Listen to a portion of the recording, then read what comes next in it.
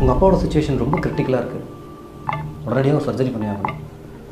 ஒரு 4 லட்சம் வரைக்கும் செலவாகும். எவ்வளோ சீக்கிரம் அமௌண்ட் அரேஞ்ச் பண்ணி கட்ட முடியுமோ கட்டிடுங்க. ப்ரொசீஜர் ஸ்டார்ட் பண்ணிடலாம். 4 லட்சமா? திடீர்னு அவ்வளோ அமௌண்ட்டுக்கு நான் எங்கே டாக்டர் போகிறது? நாங்களே ரொம்ப ஏழ்மையான குடும்பத்தில் வந்திருக்கோம். சரி, உங்கள் அப்பாவுக்கு ஏதாவது ஹெல்த் இன்சூரன்ஸ் போட்டிருக்கீங்களா? இல்லைடா. இல்லை டாக்டர். உங்கள் சுச்சுவேஷன் எனக்கு புரியுது. பட் உங்கள் அப்பாவோட கண்டிஷன் ரொம்ப சீரியஸாக இருக்குது. அமௌண்ட் ரெடி பண்ணுற வழியை பாருங்கள்.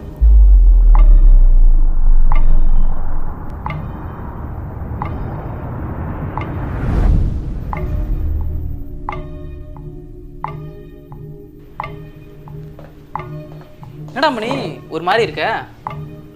இல்லடா அபி, என் ஃப்ரெண்டு சதீஷ் இருக்கான்ல, அவங்க அப்பாவுக்கு ரீசெண்டாக ஆப்ரேஷன் 4 லட்ச ரூபா செலவாச்சுரா. அவனும் நம்மள மாதிரி தான் பாவம். அங்கங்கேயும் நலஞ்சு தெரிஞ்சு அதிக வட்டிக்கு பணத்தை வாங்கி கட்டிட்டான்.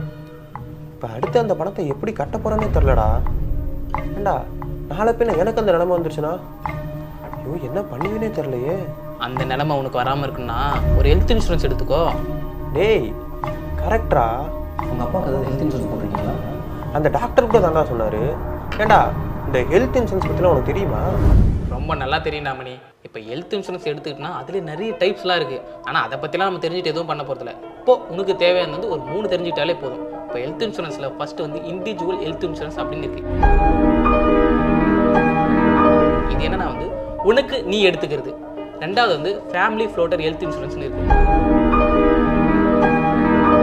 ஸோ இது என்னன்னா வந்து உனக்கு உன்னோட ஒய்ஃபு அப்புறம் உன்னோட குழந்தை இந்த மாதிரி உன்னோட ஃபேமிலிக்கு சேர்த்து எடுத்துக்கிறது.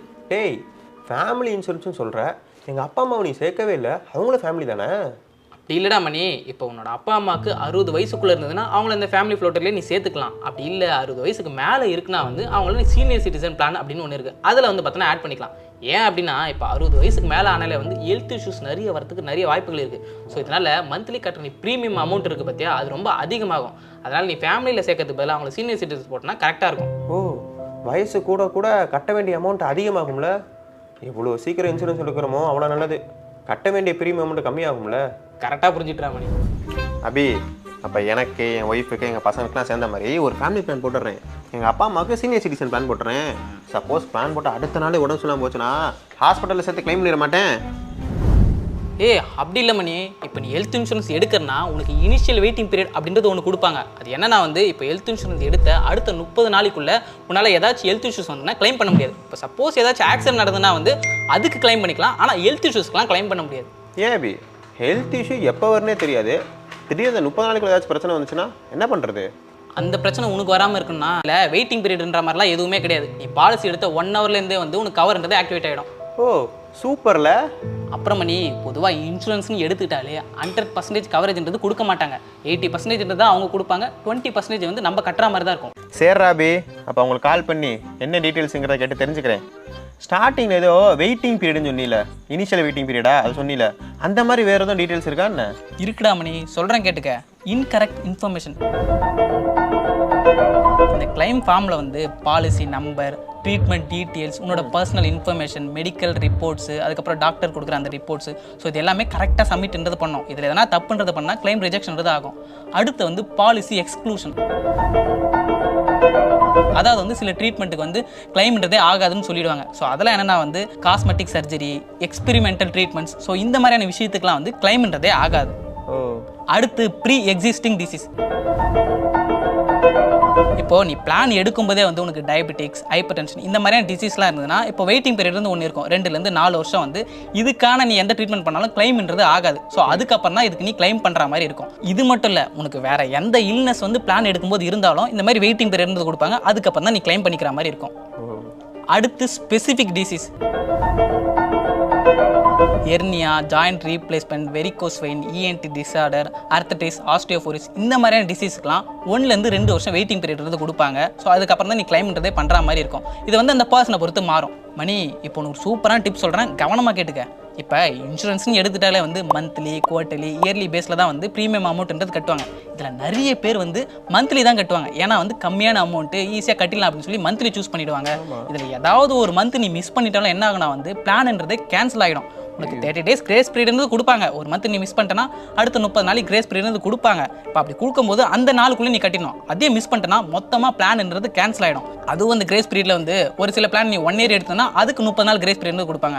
இதுவே நீ 1 month பிளான் 1 month கட்டுற மாதிரி எடுத்தா வந்து 15 நாள் தான் கிரேஸ் பீரியட் கொடுப்பாங்க. அதனால் எடுக்கும்போது இதெல்லாம் கரெக்டாக கேட்டுக்கணும். அதே மாதிரி கிரேஸ் பீரியடுக்குள்ளேயே கட்டணும். என்ன கேட்டால் வந்து 1 year ஒன்ஸ் கட்டுறது தான் கரெக்டாக இருக்கும். அப்போ தான் வந்து பார்த்தீங்கன்னா கரெக்டாக 1 year வரப்போதுன்னா கொஞ்சம் காசு வந்து முன்னாடி சேர்த்து வச்சுருவோம்.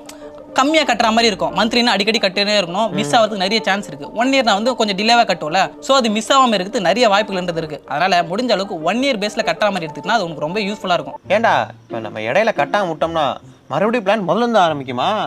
அப்புறம் இந்த ப்ரீ எக்ஸிஸ்டிங் பீரியடு, அப்புறம் அதுக்கு வேறு வெயிட்டிங் பீரியட்லாம் சொல்லிட்டு இருந்தே, இதெல்லாம் ஃபஸ்ட்லேருந்து ஆரம்பிக்கும்.